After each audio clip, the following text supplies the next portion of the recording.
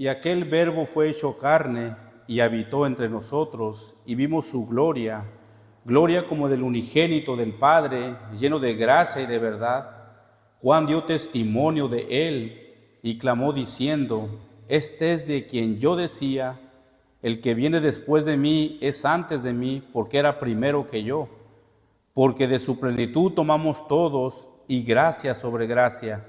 Pues la ley por medio de Moisés fue dada, pero la gracia y la verdad vinieron por medio de Jesucristo. A Dios nadie le ha visto jamás. El unigénito Hijo que está en el seno del Padre, Él le ha dado a conocer. Incline su rostro, hermanos, y vamos a orar. Bendito Padre de la gloria, te damos nuevamente gracias, Señor, en esta mañana, Padre, por tu infinita misericordia que tiene usted para con nosotros en este día, Padre. En esta hora, Señor, por medio de tu hermoso Espíritu Santo y por medio de tu palabra predicada, Señor, te pedimos de su gracia, de su sabiduría, Padre, para poder exponer el texto, Señor, y que mis hermanos, Señor, puedan entenderlo, Señor, conforme tu sabiduría eterna, Señor.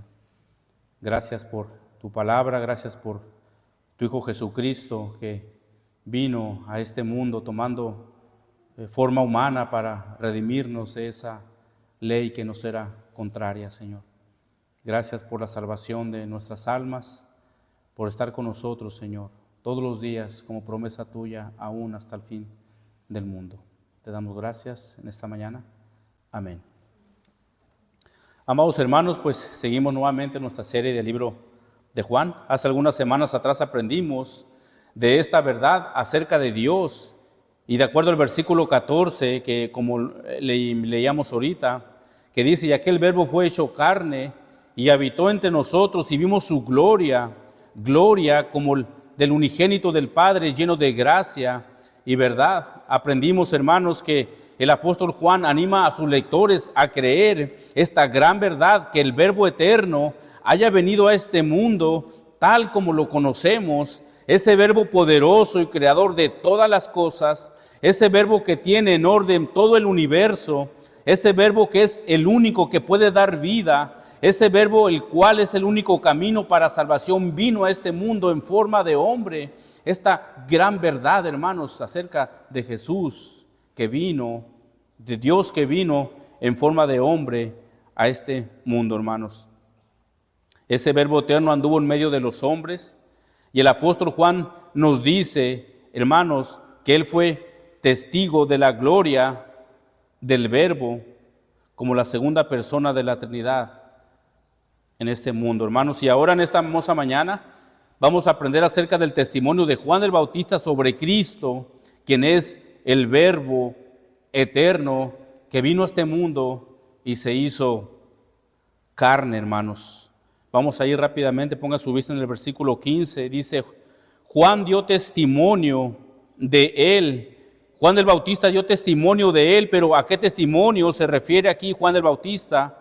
Vamos a mirar algunos versículos, hermanos, los cuales nos hablan de este testimonio, el cual Juan el Bautista estaba diciendo.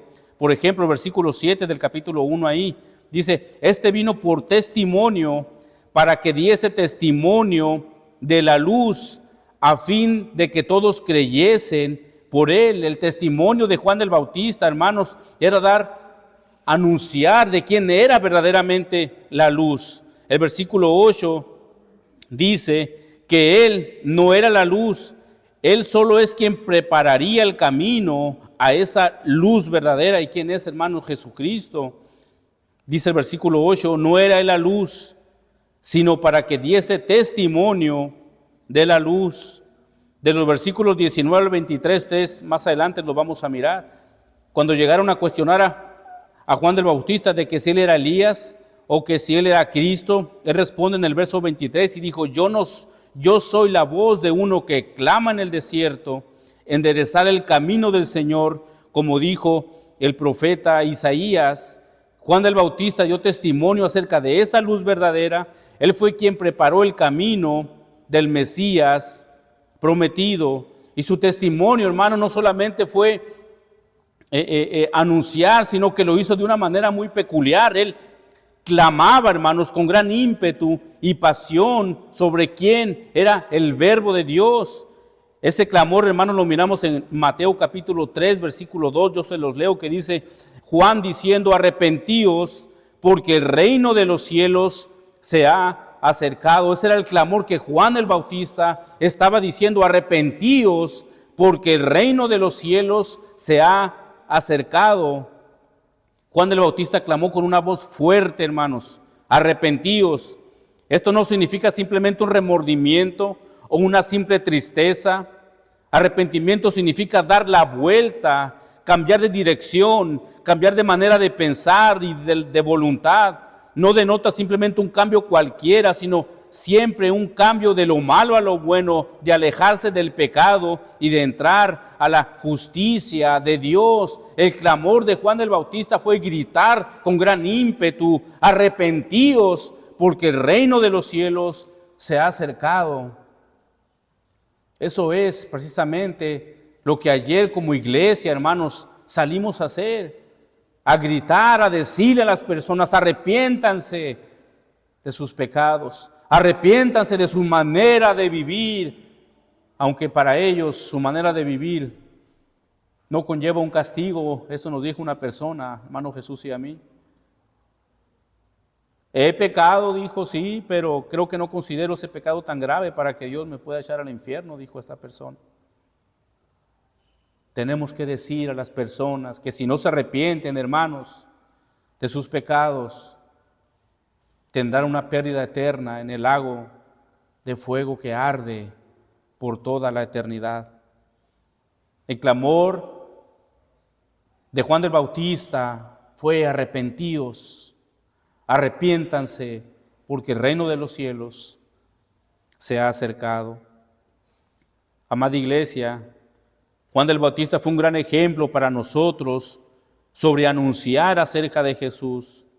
Juan el Bautista salió al Jordán a clamar, salió a anunciar sobre el Verbo eterno. Ahora, a manera de aplicación, amada iglesia, como iglesia local tenemos esta gran responsabilidad y también ese gran honor de salir no al Jordán, sino a las calles, a las plazas, a los caminos y gritar con ímpetu acerca del Cordero de Dios, que es el único que puede quitar el pecado del hombre en este mundo, hermanos.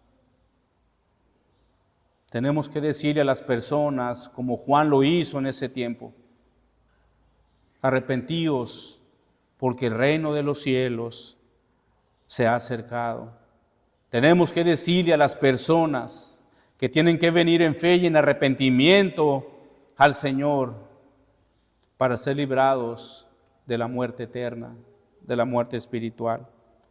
Tenemos que ser como Juan el Bautista, hermanos, gritar, arrepentíos, porque el reino de los cielos se ha acercado. Mateo capítulo 3.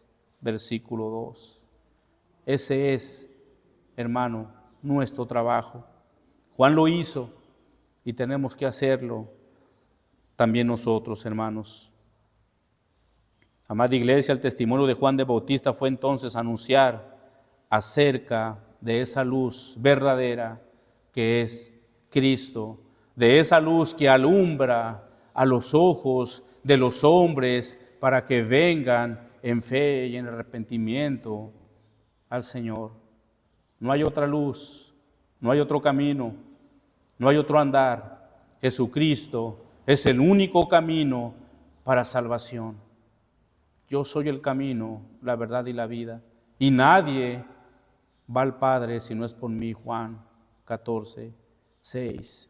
Ese es nuestro trabajo también, presentar a esa luz verdadera, hermanos. Los siguientes palabras aquí, vamos al texto, versículo 15. Este es de quien yo decía, el que viene después de mí es antes de mí, porque era primero que yo. Estas siguientes palabras hablan, hermanos, de la preexistencia del Verbo. Dice, es antes de mí porque era primero que yo. Juan el Bautista dijo que Jesús era antes que él.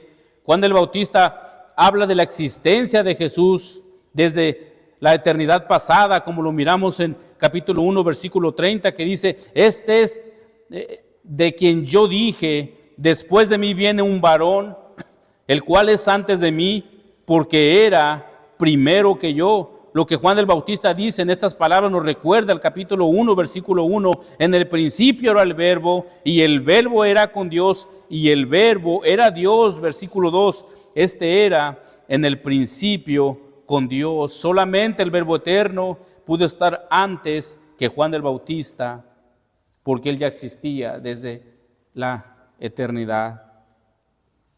Versículo 16, vamos ahí, pongan sus ojos. Porque de su plenitud tomamos todos. Ahora el apóstol Juan pone nuevamente su mirada a Jesús y le dice a sus lectores de la plenitud del verbo.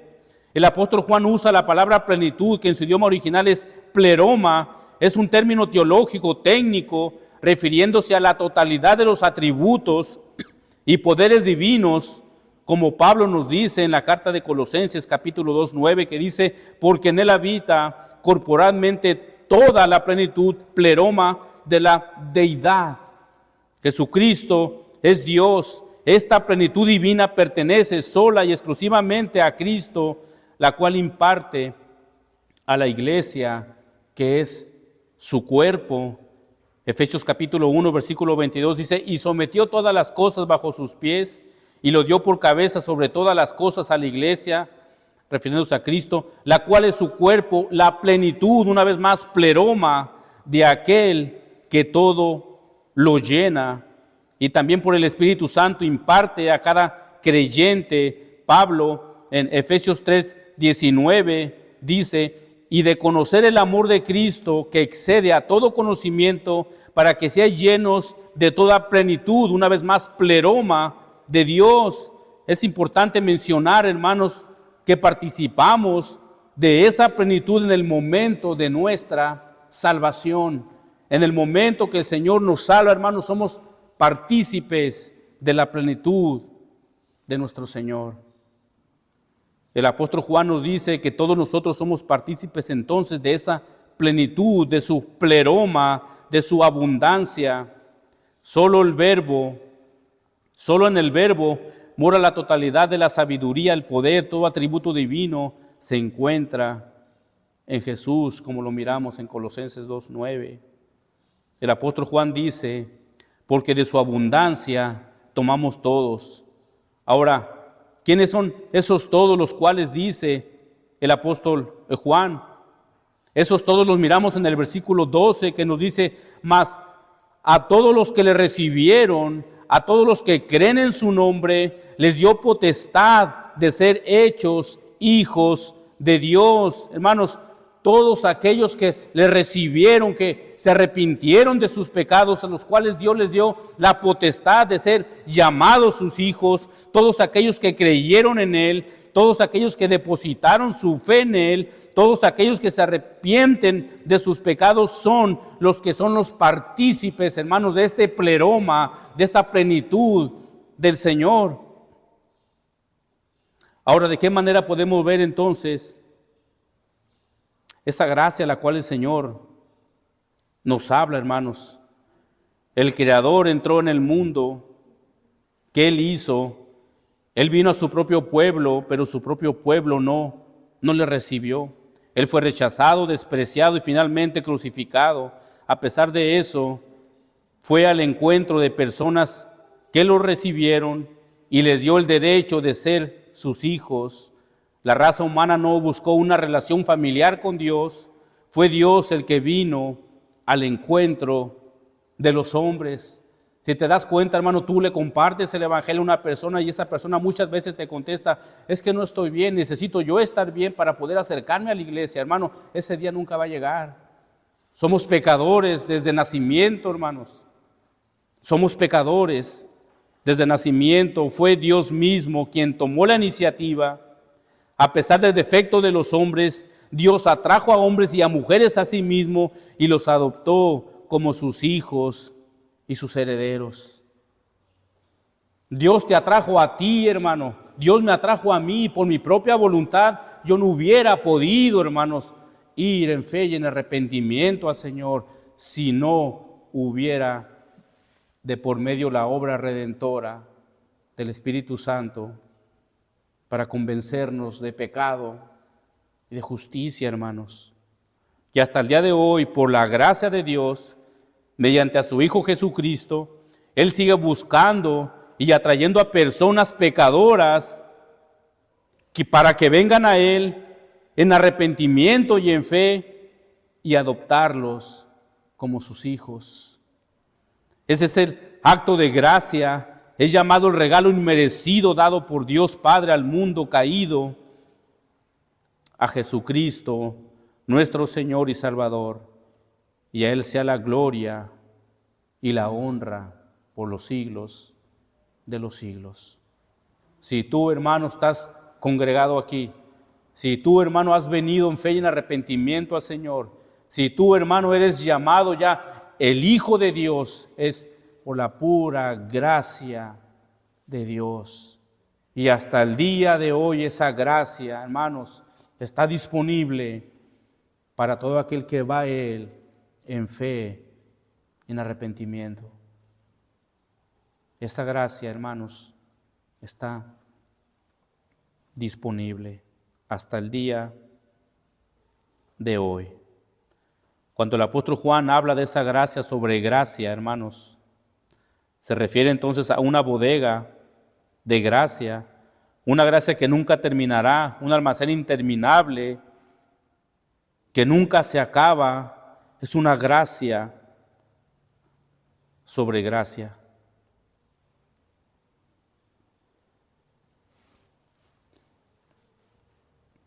Todos aquellos que somos hijos de Dios, hermanos, hemos recibido la plenitud de esa gracia que Él posee, juntamente con todas sus bendiciones. Por ejemplo, hermanos, el libro de Efesios, he nombrado la chequera del creyente por todas las bendiciones que el Hijo de Dios recibe mediante a su Hijo Jesucristo. Aunque las bendiciones materiales, hermanos, que el Señor nos da, el trabajo, la casa, las fuerzas para trabajar, nuestro carrito, donde quiera, hermanos, son muy buenas, esas algún día van a perecer, se van a quedar aquí. Las bendiciones que realmente importan son todas aquellas bendiciones espirituales, hermanos, ya que son mucho mejor. ¿Por qué? Porque son eternas. Ellas nos seguirán por siempre, hermanos. Verán, rápidamente vamos al libro de Efesios, capítulo 1, versículo 3. Quiero que vayan ahí, hermanos, busquen. Efesios, capítulo 1, versículo 3, y pongan su mirada ahí. El verso 3 nos dice que Él nos bendijo con toda bendición, no solo con un par de cosas, no solo con poquitas cosas.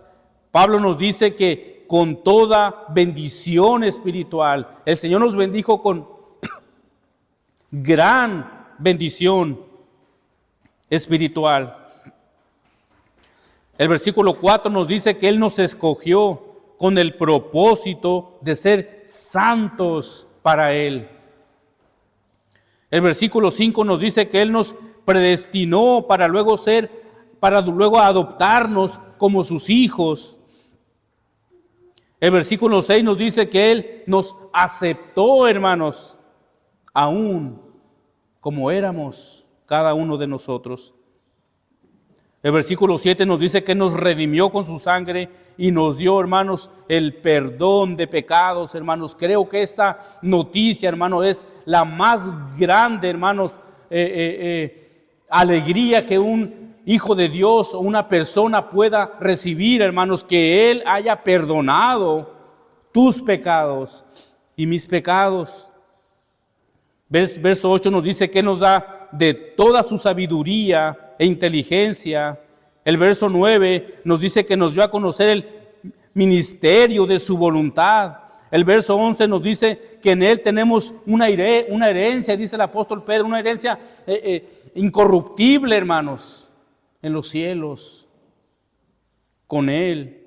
El verso 13 nos dice que fuimos sellados con el Espíritu Santo de la promesa, hermanos. Tú fuiste sellado por medio de Él. Tú ya perteneces al Señor, hermano. Son bendiciones, hermanos, que no son para todos. Únicamente para aquellos que han ido en fe y en arrepentimiento al Señor. Ellos son los que son de su propiedad. Han sido sellados por medio del Espíritu Santo, hermano. Y esta, hermano, es una de las más ricas bendiciones espirituales que el Hijo de Dios pueda tener. ¿No te emociona esto, hermano? ¿No te da gozo, hermano? El Señor antes, en el libro de Juan, también les dice a los fariseos que ellos eran hijos del diablo, porque las cosas de su padre hacen, pero nosotros, hermanos, somos hijos de Dios, hijos del Rey de Reyes, hermano. Eso es, vaya, una bendición muy grande, hermanos. La Biblia de la Reforma dice, y cito, Cristo es una fuente inagotable, la principal fuente de toda gracia, verdad, rectitud, sabiduría y vida sin límite, medida o final. Fin de la cita, hermanos. Una vez más, esto es grandioso, hermano. Cristo es una fuente inagotable, la principal fuente de toda gracia, verdad, rectitud, sabiduría y vida sin límite, medida o final. Hermanos, y el Señor es todo esto para nosotros. Cuando Dios Padre envió a su Hijo a este mundo, vino para dar el perdón de pecados.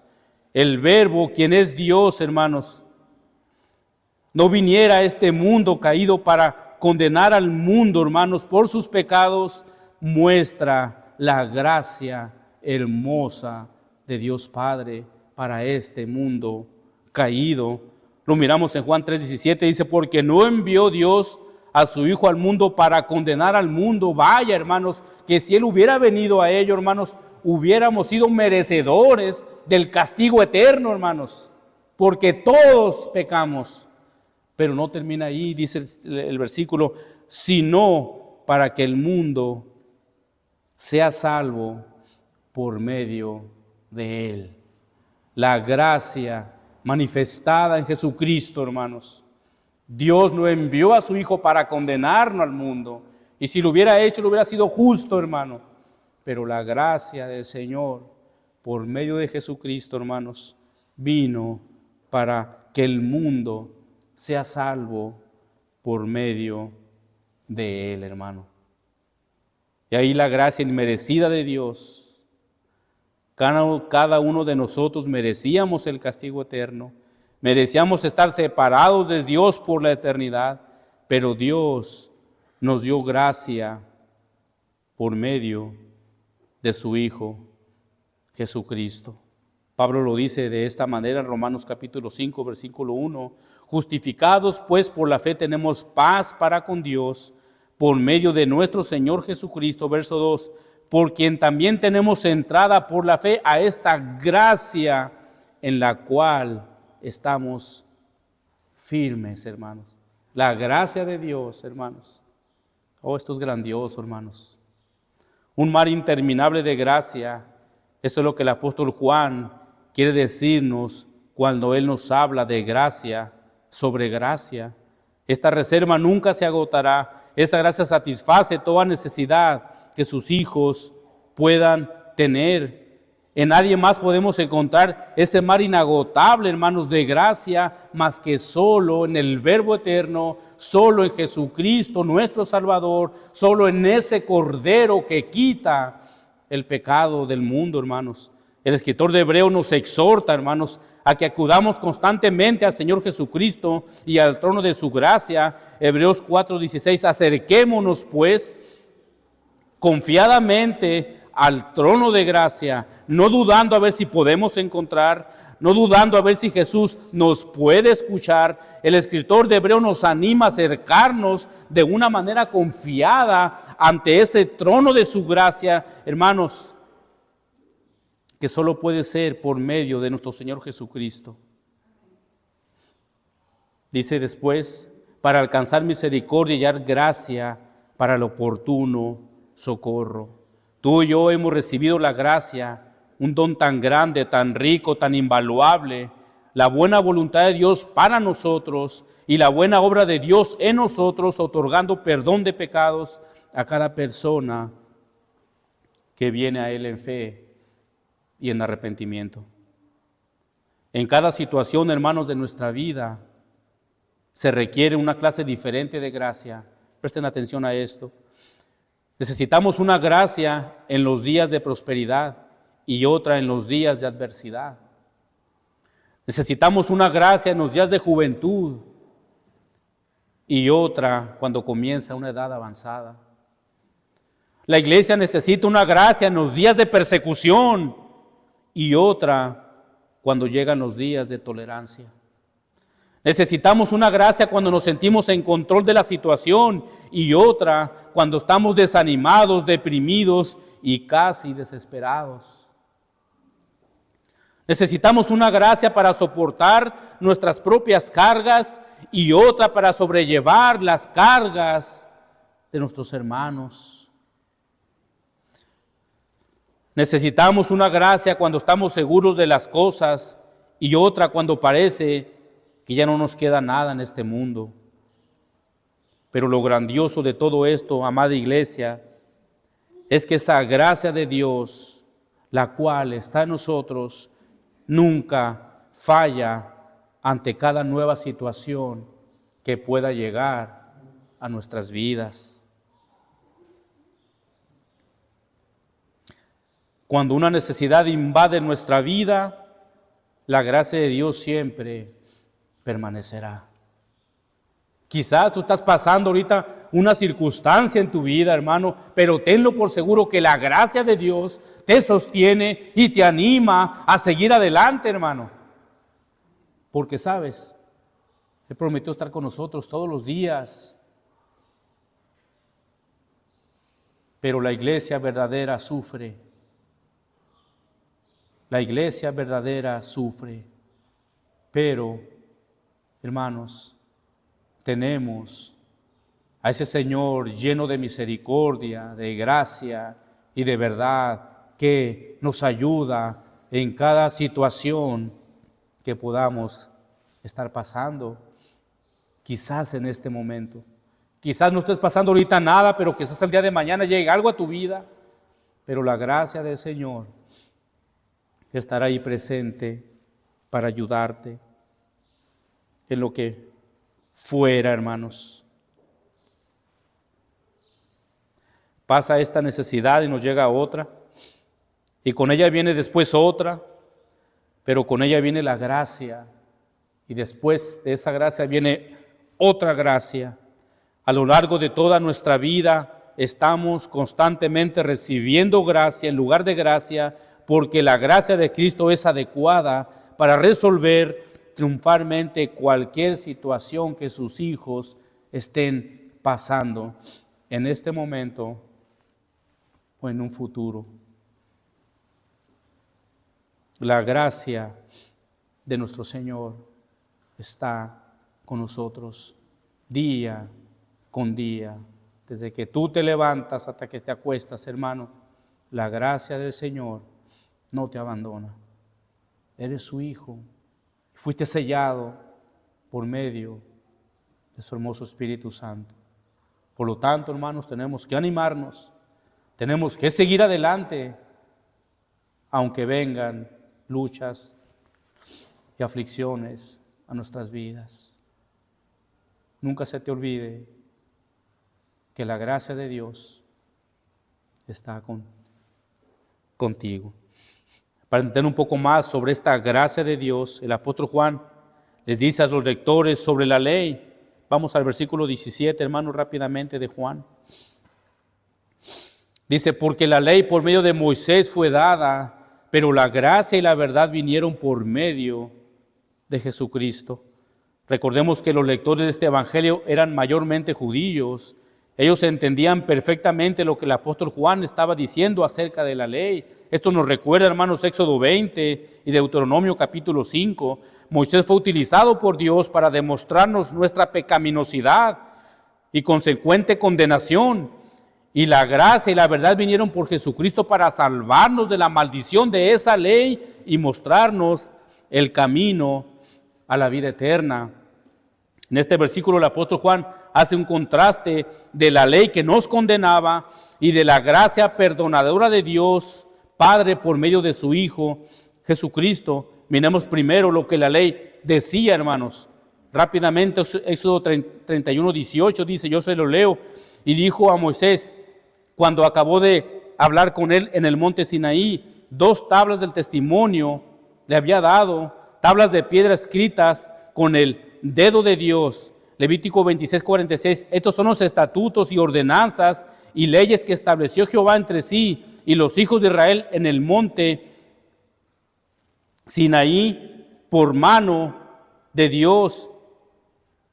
Gálatas 3:10 dice, porque todas las cosas que dependen de las obras de la ley están bajo maldición, pues escrito está, maldito todo aquel que no permaneciere en todas las cosas escritas en el libro de la ley para hacerlas. Esa ley, hermano, nos condenaba porque éramos incapaces de cumplirla nosotros. Pero ahora el apóstol Juan, hermanos, hace un contraste en el periodo del Antiguo Testamento con el Nuevo Testamento y nos dice que esta ley fue dada por Dios a Moisés. El Pentateuco, los 5 libros de la Biblia, no fue para una exhibición de gracia. Esta ley demandaba a los hombres a obedecer y eran condenados a muerte si no la cumplían, como lo miramos en Gálatas. Esta ley les mostraba qué era lo correcto, qué era lo que debían de hacer. No había nada malo en la ley moral y ceremonial, pero había algo que esta ley moral no podía hacer, hermanos. No podía dar gracia para perdonar a los hombres pecadores. Tampoco esta ley podía dar el poder para poder obedecerla. Esta ley fue dada para mostrar a los hombres que eran pecadores, pero no podía hacer nada para salvarlos de sus pecados. Dios diseñó la ley por un medio para demostrar la injusticia del hombre con el propósito de hacer evidente la necesidad de un Salvador, hermanos. La ley nos orilla a que como personas o hombres podamos entender que necesitamos, hermanos, un Salvador para nuestras vidas, porque nosotros jamás pudimos o podríamos haber cumplido esa ley, ya que la ley esclaviza, condena, nos revela nuestra pecaminosidad y corrupción, y nadie puede justificarse ante Dios por las obras de la ley. Gálatas 2:16 lo dice, sabiendo que el hombre no es justificado por las obras de la ley. Sobre nosotros pesaba, hermanos, la maldición por no poder cumplirla. Gálatas 3:19 nos dice, pero sabemos que todo lo que la ley dice, lo dice a los que están bajo la ley, para que toda boca se cierre y todo el mundo quede bajo el juicio de Dios. Ante la ley de Dios, hermanos, cerramos la boca porque entendemos que somos culpables de ella. El verso 20, ya que por las obras de la ley ningún ser humano será justificado delante de él, porque por medio de la ley es el conocimiento del pecado. La ley nos enseña que somos pecadores a fin de buscar en Cristo la gracia de su perdón. Amada iglesia, si este comentario terminara así como Pablo lo dice, maldito todo aquel que no permaneciere en todas las cosas escritas en el libro de la ley para hacerlas, hermanos, no tendríamos ninguna esperanza. Pero, hermanos, fíjense ahora lo que el apóstol Juan nos dice, la siguiente frase ahí del versículo 17, pero la gracia y la verdad vinieron por medio de Jesucristo, hermanos. Esta corta palabra que inicia ahí, pero, tiene un gran significado. Esta palabra es la que hace el contraste que tenemos en nuestro texto, hermanos. Miramos que la ley enseñaba esto, que éramos culpables, pero dice, pero, hace la gran diferencia. Esta palabra, ahora dice Juan, el apóstol Juan, pero ahora la gracia nos revela esto, hermanos, que la gracia y la verdad vinieron por medio de Jesucristo, y es el acto más grande de gracia, ya que la justificación vino por medio de Jesucristo, y ahora somos justificados delante de Dios Padre, por medio del cual recibimos esa gracia perdonadora. Romanos 3:24, siendo justificados gratuitamente por su gracia, mediante la redención que es en Cristo Jesús. Esta ley, hermanos, que tiene que castigar el pecado, en la gracia que tienen. En la gracia, el que tiene pecados viene a Cristo en fe y en arrepentimiento y es hecho justo, y siendo justo vive, siendo liberado de la muerte, del pecado. La ley, si se aplica a un asesino, lo mata, y el evangelio, si se aplica a un asesino que viene a Jesús en fe y en arrepentimiento, lo ilumina, hermanos, y le da vida en la gracia soberana de perdón de pecados por medio de Jesucristo. La ley moral condena, hermanos, al asesino, y sin duda la ley también de Dios lo mata, pero el evangelio, hermanos, si este asesino viene en fe y en arrepentimiento, le da vida y le otorga el perdón de pecados. Esto es grandioso, hermanos, el saber que tú y yo quizás no éramos unos asesinos, pero sin duda éramos culpables de no poder cumplir la ley de Dios, éramos hacedores de maldad, y que Dios nos haya dado esa gracia perdonadora y nos haya adoptados como hijos suyos. Ese debe mover nuestros corazones cada día y agradecer a Dios por su Hijo Jesucristo, que nos otorgó el perdón de pecados, hermano. Eso tiene que mover nuestro corazón y ser agradecidos con nuestro Señor día con día. Jesucristo vino al mundo para sufrir, morir, ser condenado en nuestro lugar y guardarnos de la ley, pues ésta nos condenaba. Pero la gracia, el favor inmerecido de Dios y la verdad vinieron por Jesucristo.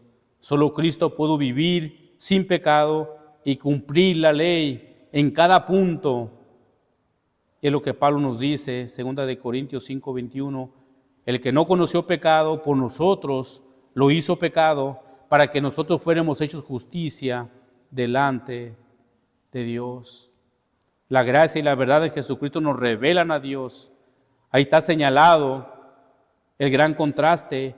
Moisés fue utilizado por Dios para demostrar nuestra pecaminosidad y consecuente nuestra condenación, y la gracia y la verdad vinieron por medio de Jesucristo para salvarnos de la maldición de la ley y mostrarnos el camino a la vida eterna. Gracias a nuestro Señor Jesucristo. Verso 17, pero la gracia y la verdad que se refiere aquí el apóstol Juan es la verdad de Dios, la verdad del evangelio. Juan nos dice el medio por donde esta gracia viene. La otra frase dice, pero la gracia y la verdad vinieron por medio de Jesucristo. Esta afirmación del apóstol Juan nos dice que de dónde proviene, hermanos, la única fuente de gracia y de verdad. Y dice el apóstol Juan que provienen por medio de Jesucristo. No hay nadie más en este mundo ni fuera de este mundo en quien el hombre pueda recibir esta gracia perdonadora de pecados. Cristo es la fuente de esa gracia. Amados hermanos, quizás hoy entre nosotros haya alguien, hermanos, que no ha recibido esa gracia perdonadora de pecados. Hoy es el día.